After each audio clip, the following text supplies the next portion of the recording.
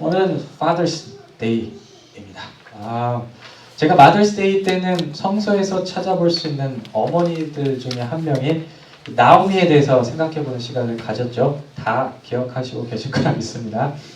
오늘은 아버지의 날을 맞이해 성서에서 나오는 아주 중요한 아버지들 중 한 명인 아브라함에 대해서 살펴보고자 합니다.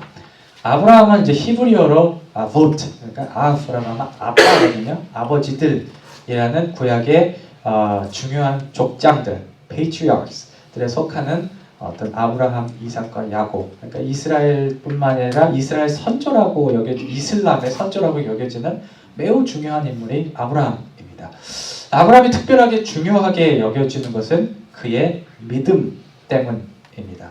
하나님을 믿는 믿음 때문에 그가 하나님 앞에서 의로움을 입었다라는 평가를 우리는 구약에서도 암시를 볼 수 있고 신약에서도 종종 직접적으로 볼 수 있는 내용이죠. 그리고 이런 평가가 우리에게 얘기하는 바에 근거해서 우리를 아브라함을 믿음의 조상이라고 어렸을 때부터 많이 들어왔어요.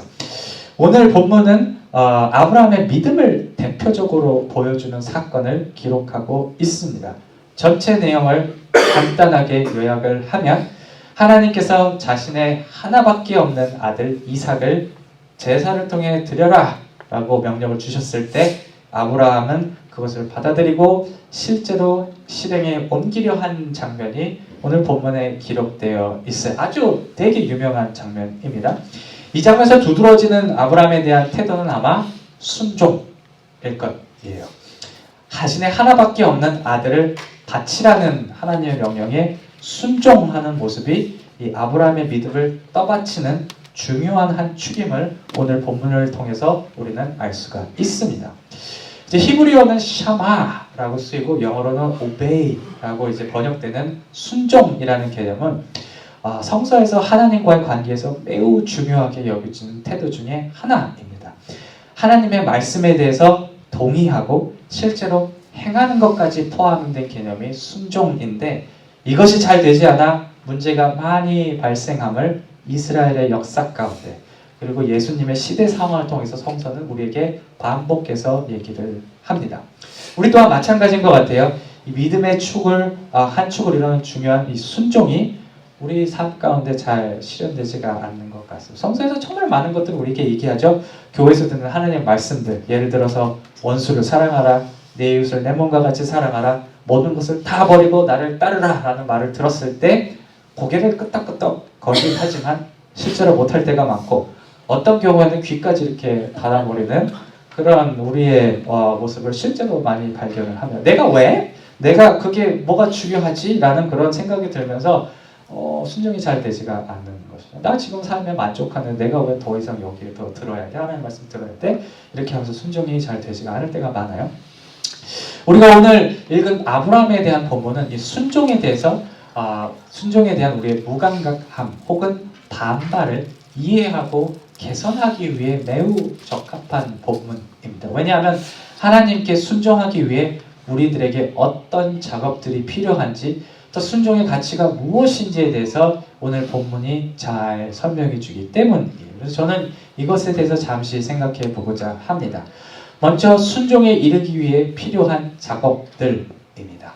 오늘 본문에서 아브라함이 순종해야 했던 하나님의 명령은 본질적으로 받아들이기 매우 어려운 것들이어서 하나님께 아들을 바치라 그런 것은 이 제사 동물들처럼 이제 칼로 잡아서 이제 죽여서 태워버리라는 그런 명령이에요. 되게 끔찍한 그런 명령인데, 그러니까 아브라함에게 이렇게 제물로 드리라고 했던 것이 사람인 것을 떠나서 드리려고 했던 이삭의 특별한 위치 때문에 이 아브라함에게 이 명령은 너무나 힘든 것이었어요. 어떻게 보면 이삭은 현재 아브라함에게 가장 소중한 것이었습니다. 하나님의 말씀에서도 이것이 드러나요. 하나님의 명령을 잘 살펴보면 특히 히브리어로 보면 잘 나와 있는데 이삭을 지칭하면서 하나님이 뭐라고 얘기하면 2절에서는 내가 사랑하는 아들 이삭이라고 얘기하고 12절 16절에 보면 아들 두 번을 사용해요. 아들 하나밖에 없는 아들 이렇게 사용해서 하나님이 얘기를 하시는 것을 보면 하나님도 아브라함에게 이삭이 얼마나 소중한 존재인지 아셨어요.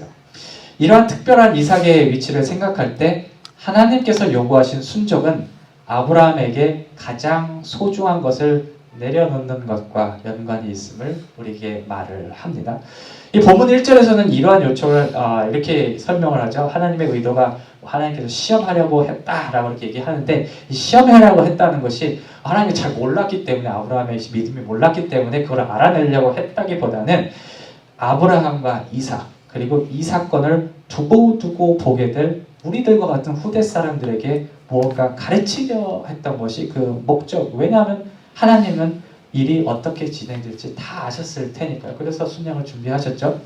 이런 측면에서 생각할 때 오늘 본문의 사건은 순종을 위해서 제일 먼저 필요한 것이 우리에게 가장 소중하고 여겨지다는 것들을 우리로부터 떼어내는 작업이 있을 때 가능한다는 것을 알려주기 위해서 의도됐다라고 봐야 할 것이. 그래서 아브라함에게 만일 이삭 말고 다른 것이 소중했다면 하나님이 아마 그거를 탁 집어갖고 그걸 버려라 라고 요청을 했을 거예요. 이 순종에 대한 이러한 요청이 우리에게 궁극적으로 요구하는 것은 단순히 우리가 마치 아브라함이 그랬던 것처럼 우리가 소중하다고 여기는 내 자식들, 내가 갖고 있는 일터들, 내 소망 이런 걸 다 종이 쪼가리처럼 버려 이렇게 얘기하는 것이 아닐 것이. 그보다는 우리가 매우 관심을 갖고 있는 것들 혹은 애착을 갖고 있는 것들이 우리와 하나님과의 관계에 문제를 일으킬 수 있음을 알리려는 것이 아브라함의 시험을 통해서 우리에게 진정으로 말하는 것일 거예요. 구체적으로 말하자면 우리가 가지고 있는 사물이나 사람에 대한 애착이 하나님의 의지를 가려버리는 것이죠. 사실 성서의 많은 부분에서 반복하고 경고하는 우리가 인간으로서 지니고 있는 매우 본질적인 한계가 바로 요거예요. 다윗과 밧세바의 경우를 살펴보면 밧세바를 너무 사랑해서 그 연애 감정 때문에 하나님의 의지를 잘 보지 못했어요. 그리고 구약 말기의 이스라엘 지도자들은 자신의 지위와 부 때문에, 그리고 예수님을 찾아왔던 한 젊은 청년은 자신이 갖고 있던 재산 때문에 하나님께서 원하시는 바를 잘 분간하지 못했어요. 아브라함이 하나님의 명령의 내용에 옳고 그르고 사람이 죽이는 것이 옳고 그름을 떠나서 어쨌든 하나님 의지에 똑바로 대변할 수 있었던 것은 자신이 가장 사랑했던 것을 잠시 내려놓을 수 있었기 때문임을 우리는 기억을 해야 합니다. 이 아브라함이 보여준 순종에 이르기 위한 작업의 두 번째 측면은 하나님에 대한 기대입니다. 여기서 말하는 기대는 하나님께서 무엇인가 할 수 있어 등과 같은 어떤 능력에 대한 신뢰를 이건 건전한 거예요. 그러한 것이기보다는 내가 생각할 때 하나님은 이렇게 움직여 주셔야 합니다와 같은 내가 믿고 싶어하는 하나님의 모습이에요. 아브라함이 이삭을 바치라는 명령을 받아들일 수 있었던 것은 자신이 지금까지 경험했던 그리고 자신이 믿고 싶어했던 하나님의 모습을 내려놓을 수 있었기 때문입니다. 이걸 어떻게 알 수 있냐면 아브라함이 지금까지 들었던 하나님의 약속과 축복은 사실 자신의 아들이었던 이삭을 중심으로 돌아가고 있었어요. 자손을 티끌과 같이 주시겠다는 약속, 그리고 나이가 많이 든 상태에서 대를 이을 수 있게 해주겠다는 약속, 그리고 21장 12절에 보면 이삭에게만 난 자가 아브라함의 가문을 이어갈 수 있는 적자라고 말씀하시는 것을 보면 하나님께서 그려주는 어떤 아브라함의 큰 사진은, 삶의 청사진은 이삭을 중심으로 돌아가고 있었어요. 그랬던 하나님이 이제는 이삭을 죽이라고 명령을 합니다. 만일 아브라함이 자신이 지금까지 경험했던 하나님, 그리고 자기가 믿고 싶어 했던 하나님을 끝까지 붙들었다면 오늘 명령에 순종하지 못했을 거예요. 아마 하나님이라면 그러시면 안 되지요 라고 반기를 이렇게 들었을 것입니다.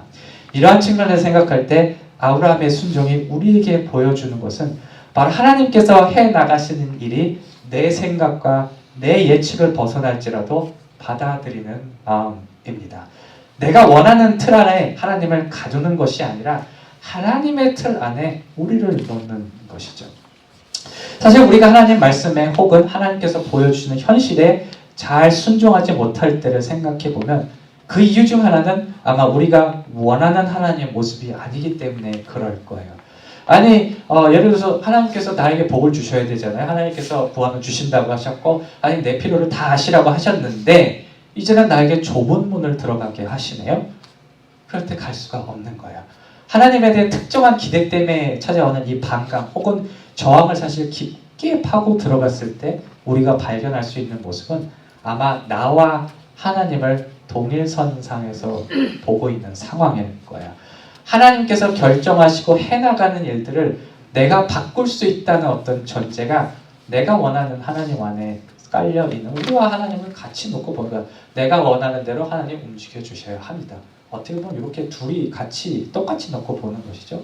죄송한 얘기이지만 성서에서 말하는 건강한 신앙의 모습은 그것이 아닙니다. 성서는 언제나 하나님을 우리 위에 두는 것이 올바른 모습임을, 따라서 하나님께서 하시는 일에 우리의 기대를 투영하는 것보다는 아브라함이 그랬던 것처럼 하나님이 보여주시는 길을 존중하고 따라가는 모습이 옳은 것임을 우리에게 늘 말하고 있어요.